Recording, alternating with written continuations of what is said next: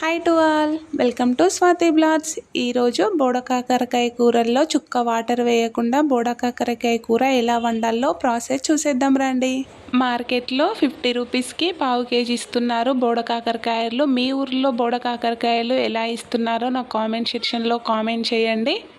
బోడకాకరకాయలని మంచిగా వాష్ చేసి తడి లేకుండా ఆరబెట్టుకొని సన్నగా స్లైసెస్గా ఈ వీడియోలో చూపిస్తున్నట్టుగా కట్ చేసి పక్కన పెట్టుకోవాలి. అలాగే ఆనియన్, పచ్చిమిర్చి, కొత్తిమీర కట్ చేసి పక్కన పెట్టుకోండి.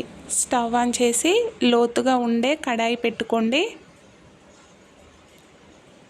ఇందులోకి 3 టేబుల్ స్పూన్ల ఆయిల్ వేస్తున్నాను.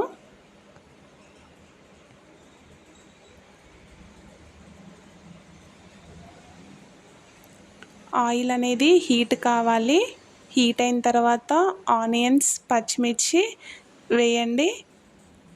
ఆనియన్స్, పచ్చిమిర్చి బ్రౌన్ కలర్ వచ్చిన తర్వాత 1 టీ స్పూన్ అల్లం వెల్లుల్లి పేస్ట్ వేసాను. అల్లం వెల్లుల్లి పేస్ట్ పచ్చివాసన పోయేదాకా కంటిన్యూస్గా కలుపుకోండి.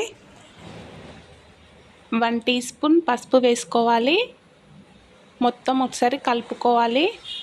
ఇప్పుడు మనం కట్ చేసుకున్న బోడకాకరకాయలని కొద్దిగా ట్రాన్స్ఫర్ చేసుకోండి.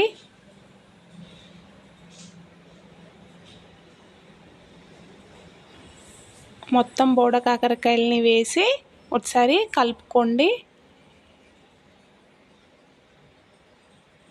ఇలా మొత్తం కలుపుకున్న తర్వాత మూత పెట్టేయండి ఒక 10 మినిట్స్ వరకు. ఇంకా ఎవరైనా బోడకాకరకాయ కూర తిననట్టయితే సీజన్ అయిపోతుంది, త్వరగా తెచ్చుకొని తినండి. 1 టీ స్పూన్ సాల్ట్ వేసుకోవాలి. సాల్ట్ వేసుకొని ఒకసారి కలుపుకోవాలి. మొత్తం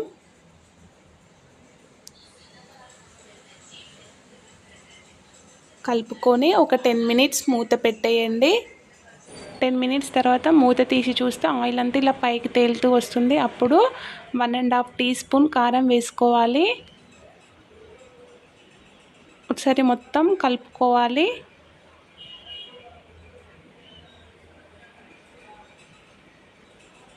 ఇలా మొత్తం కలుపుకొని ఒక 5 మినిట్స్ వరకు ఇలానే ఉండనివ్వండి. బోడకాకరకాయ కూర త్వరగా ఉడకాలంటే ఒక ప్లేట్ పైన వాటర్ వేయండి. వాటర్ వేసి ఒక 10 మినిట్స్ ఉండనివ్వండి. చూడండి, 10 మినిట్స్ తర్వాత మూత తీసి చూస్తే ఎలా బోడకాకరకాయ కూర ఉడికిందో. ఇప్పుడు ఇందులోకి కొత్తిమీర వేయండి. కొత్తిమీర వేసి ఒకసారి కలుపుకోవాలి.